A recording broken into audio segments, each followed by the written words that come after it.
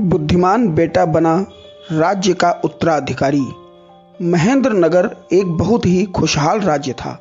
वहाँ के राजा बहुत ही प्रतापी और दयालु थे और प्रजा का पूरा ख्याल रखते थे।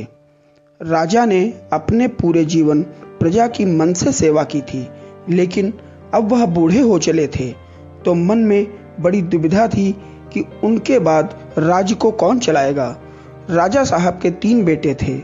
अब तीनों ने एक ही गुरु और एक ही विद्यालय से शिक्षा ली थी, लेकिन राजा ने ये निर्णय नहीं कर पा रहे थे कि कौन राज्य के लिए सबसे बेहतर उत्तराधिकारी रहेगा। अब राजा ने तीनों बेटों की परीक्षा लेने की सोची। एक दिन राजा ने अपने तीनों पुत्रों को बुलाया और उन सबको एक एक चने की बोरी देते हुए कहा कि मैं तुम्हारी माता के साथ तीर्थ यात्रा पर जा रहे हैं। हमें वापस आने में 1 वर्ष से भी ज़्यादा लग सकता है। तुम तीनों की ये जिम्मेदारी है कि अपने हिस्से के चने को संभाल के रखना, और जब मैं लौटूं तो मुझको ये चने की बोरी वापस लौटानी है। ऐसा कहकर राजा और रानी तीर्थ यात्रा पर चल दिए। सबसे बड़े बेटे ने सोचा, ये चने की बोरी पिताजी को वापस लौटानी है तो इसे मैं तिजोरी में रख देता हूँ। जब पिताजी आएंगे तो वापस दे दूंगा।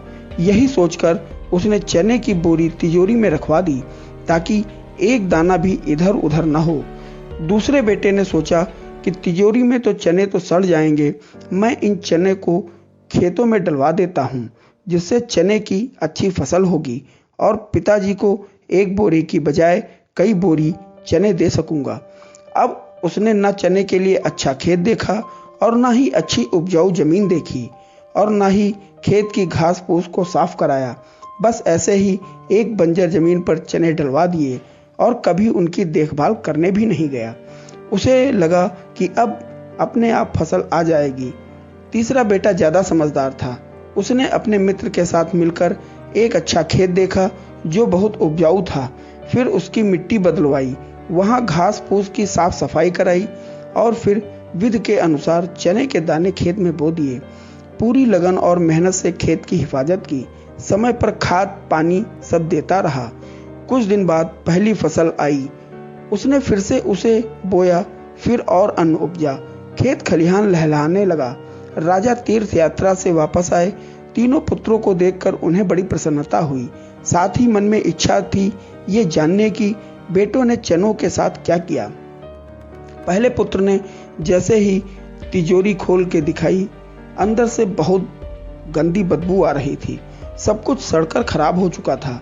पिता ने कहा, ये अन्न है जिससे हम सबका जीवन चलता है और तुम इसकी देखभाल नहीं कर पाए, तुम क्या राज्य संभालोगे।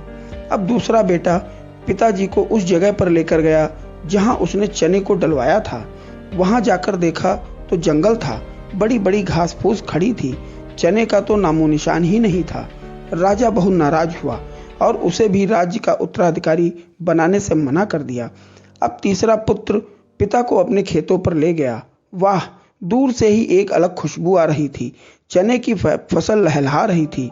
चारों तरफ हरियाली और जीवन था और उस खेत से 50 बोरी से भी ज्यादा चना उत्पन्न हो चुका था और आज भी खेत में फिर से फसल खड़ी थी। राजा का मन देखकर बहुत प्रसन्न हुआ और राजा ने तीसरे बेटे को अपने राज्य का उत्तराधिकारी बनाने का निर्णय लिया।